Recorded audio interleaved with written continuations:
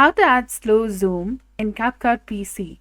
Hi everyone, welcome back to our channel. So today in this video, we are going to talk about adding slow zoom in CapCut PC.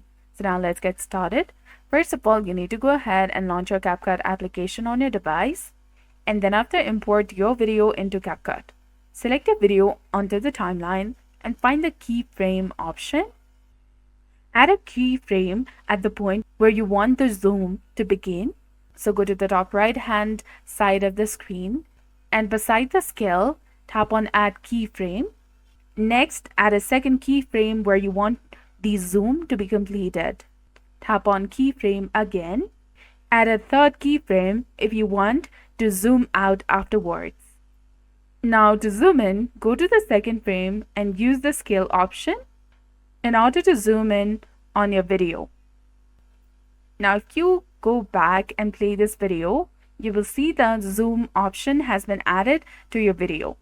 So that's it for this video. I hope you found it helpful. If you did, please like, share, and subscribe. Thanks for watching, and we'll see you again in the next one.